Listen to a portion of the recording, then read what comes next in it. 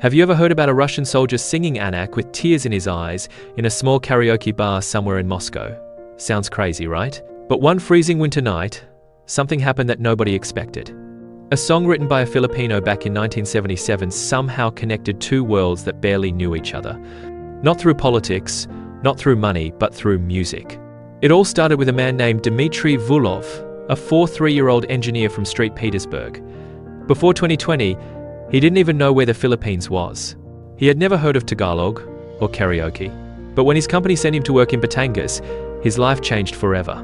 He expected chaos and heat, but what he found was music everywhere. Workers sang while building. Drivers hummed through traffic. Cooks sang while frying eggs. It shocked him because in Russia, people didn't sing unless they were drunk or celebrating. But in the Philippines, music was like breathing. At first, Dmitri just watched and listened. Everywhere he went, someone was singing in jeepneys, at markets, even at construction sites. He didn't understand the words, but he could feel the emotion. One night, his co-workers invited him to a karaoke bar. They laughed, clapped, and passed the mic around. Then someone sang a song called Anak. The room fell silent. The lyrics, though foreign, carried a kind of pain and love he'd never felt before. After the song, Dmitri quietly asked, "What does Anak mean?" His friend smiled. "It means child." That night, Dmitri couldn't sleep. The melody kept replaying in his head. He didn't know why, but the song reminded him of his own mother back in Russia, the one he hadn't called in years. When Dmitri's contract ended, he flew back to Russia with one small souvenir, a USB filled with Filipino songs. Winter had already covered St. Petersburg in ice. The city felt colder than ever, but something inside him was different. He played Anak every night in his apartment. He didn't know the exact meaning of each line, but he could feel it: regret, love, forgiveness. It spoke to something deep inside him. One evening, he finally called his mother. They hadn't talked in years because of a fight that started over nothing. When she answered, her voice was weak, but kind. He didn't know what to say, so he simply played the song through the phone. Silence. Then she whispered, crying softly, "That's beautiful, my son." Months passed, and life slowly went back to normal. Work, traffic, long cold days, but Anak never left Dmitri's heart. One snowy Friday night, his friends dragged him to a small karaoke bar in Moscow. The place was dim, filled with laughter and smoke. Someone sang an old Russian love song, another sang a rock tune. Then they handed Dmitri the mic. He hesitated, then searched the list, and there it was. Anak, Freddie Aguilar. The screen lit up. The slow guitar started to play. Everyone went quiet. He began to sing not perfectly, but with his whole heart. When he reached the chorus, his voice broke. Tears rolled down his face. Nobody understood the lyrics, but somehow everyone in the room felt the emotion. Even the bartender stopped to listen. After that night, someone posted a short clip of Dmitri singing Anak online. It spread faster than anyone expected. People couldn't believe it, a Russian man singing a Filipino song with tears in his eyes. The comments were full of shock and warmth. "This is real emotion," one person wrote. Another said, "He sings like he's been Filipino all his life." Within a week, the video had millions of views. TV shows talked about it. Journalists called it the Filipino warmth in a Russian winter. But for Dmitri, it wasn't about fame. It was about what he had felt that night, the same feeling he saw in Filipinos. That music could heal hearts and bring strangers together. Soon, more Russians started singing Filipino songs online. They sang Bakit Pa, Dahil Sa'yo, even Tuloy Pa Rin. They didn't understand every word, but they felt every note. The video of Dmitri's karaoke night started something nobody expected. Across Russia, people began to buy karaoke machines, the same kind made in the Philippines. Bars added Tagalog songs to their playlists. TikTok filled up with Russians singing Anak and Bakit Pa with thick accents and big smiles. Reporters started calling it the karaoke fever. But Dmitri knew it was something deeper. It wasn't just about fun, it was about connection. In his neighborhood, lonely old men started joining karaoke nights. Teenagers who used to stay on their phones came to sing too. Nobody cared about being perfect. They just sang loud, honest, and free. One woman told Dmitri, "When I sing Filipino songs, I feel like I can finally breathe." That's when he realized the warmth of the Philippines was melting the coldness of Russia, one song at a time. Far away in Siberia, a young teacher named Irina Petrovna saw Dmitri's viral video. Her small town was always covered in snow, and winters felt endless. People were quiet. Kids looked sad and tired. So Irina had an idea. She downloaded a few Filipino songs, printed the lyrics in Russian, and told her students, "Let's sing something different this week." The first song she chose was Tuloy Pa Rin, a song about moving forward even when life is hard. At first, the kids laughed. The words were strange, the tune was tropical. But soon, something changed. They started humming the chorus in the hallways. They said it made them feel warm inside. Parents noticed their children smiling more. Even the local radio played their version of Tuloy Pa Rin, calling it Warm Songs for Cold Hearts. That one small school became the heart of a new movement, proof that even in the coldest places, Filipino music could bring sunshine. News of the Siberian school spread fast. Soon, the Philippine embassy in Moscow heard about it, and they were amazed. They invited Irina and Dmitri to join a new cultural program called Songs Without Borders. It was the first time Filipino and Russian singers would share the same stage. No competition, no fancy lights, just people singing from the heart. The big night came. The stage lights glowed softly as Dmitri stepped forward. He sang Anak in Russian, and the Filipino choir beside him answered in Tagalog. Their voices mixed beautifully like two worlds meeting in one melody. When the last note ended, the crowd stood in silence. Then came the applause, slow, deep, and full of emotion. Some people were crying. Others just smiled, not knowing what to say. That night, something real happened. It wasn't about music anymore, it was about understanding.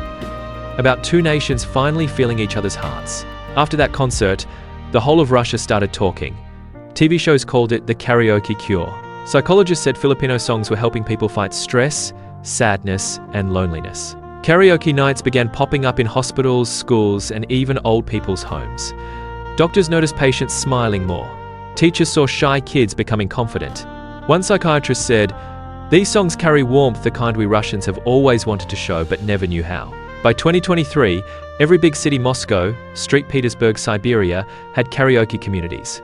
People gathered every weekend, singing both Russian folk songs and Filipino hits. It didn't matter if they understood the lyrics. They understood the feeling. Dmitri became a quiet symbol of it all. Not a celebrity, but a reminder that a simple song could open frozen hearts. Once, on live TV, someone asked him, "Why do you think Filipinos sing so much?" Dmitri smiled and said, "Because they trust life." That short answer became a slogan across Russia. Even when it hurts, sing anyway. By the time 2024 came, something incredible was happening. From Moscow to the Arctic, from cafes to frozen village halls, people were singing Filipino songs. It all built up to one huge event, the Harmony Festival, organized by the Russian Ministry of Culture and the Philippine Embassy. The goal was simple: to celebrate friendship through music.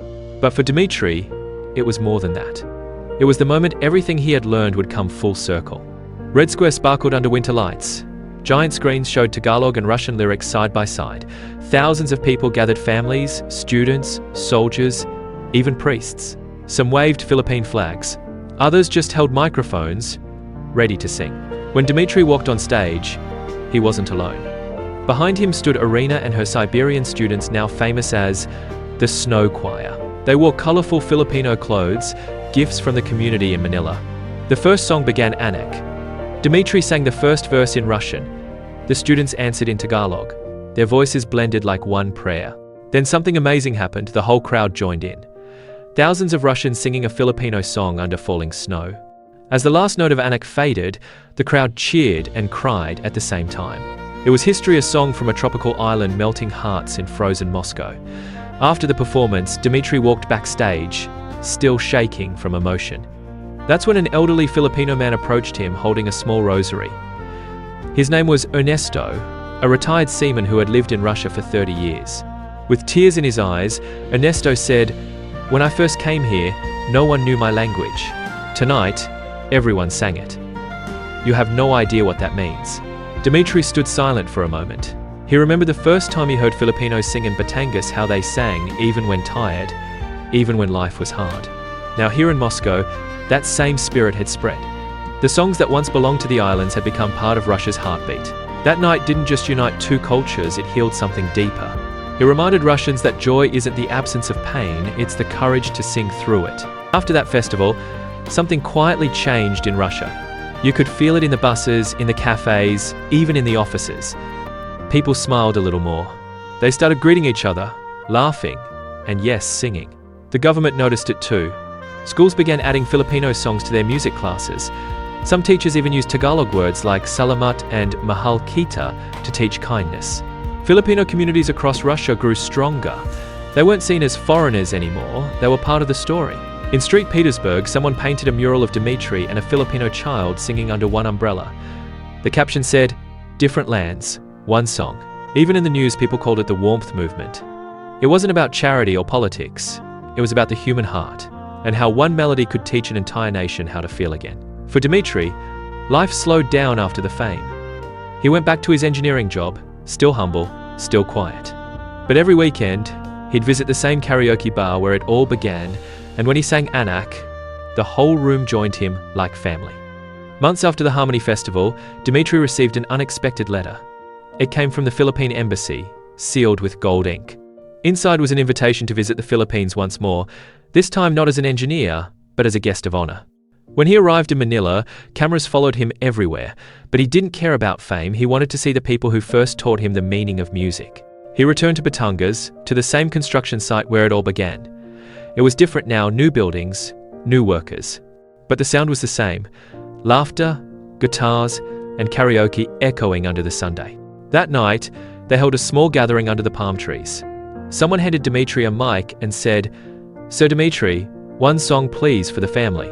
He smiled, closed his eyes, and sang Anak one last time. But this time, he didn't translate it. He sang it in full Tagalog, his voice shaky, but his heart full. When he finished, nobody clapped. They just stood there, quiet, smiling, with tears in their eyes, because they knew the Russian man had come home. When Dmitri returned to Russia, something magical happened again. His homecoming video from Batangas went viral overnight. Millions of Russians watched him sing in Tagalog, and they flooded the comments with one line, "We understand this song even without translation." TV hosts invited him back for interviews, but Dmitri always said the same thing, "I'm not a singer, I'm just a man who learned how to listen." Soon, schools began teaching the story of Anak, how it was written by a Filipino father for his child, and how decades later, it helped another nation find warmth again. In Russian streets, murals of the Anak lyrics appeared beside churches and parks. One in Moscow read, "We are all someone's child, and we are all learning to love." Even the Russian president mentioned the song in a New Year's speech, calling it a bridge built not by politics, but by melody. And while life went back to normal, karaoke bars across Russia still played that one song every night, Anak, the melody that made strangers feel like family. Years passed, seasons changed. But in Russia, the warmth stayed. Every winter, when the first snow began to fall, people would gather in small bars and community halls to sing Anak. Not as a performance, but as a ritual of gratitude. For many, it became a symbol of healing, a reminder that even in the coldest places on earth, the human heart can still feel summer. Dmitri grew older, his hair turning white, but every time he sang that song, his eyes still lit up like that first night in Batangas. When he finally passed away, Russia and the Philippines held a joint tribute online. Two nations, half a world apart, singing together in Tagalog and Russian one last time. And as millions watched, one comment stood out beneath the video. A Filipino wrote the song, a Russian carried it, but now, the world sings it. Because sometimes, the most powerful revolutions don't start with speeches or wars. They start with a song, and a heart brave enough to sing it.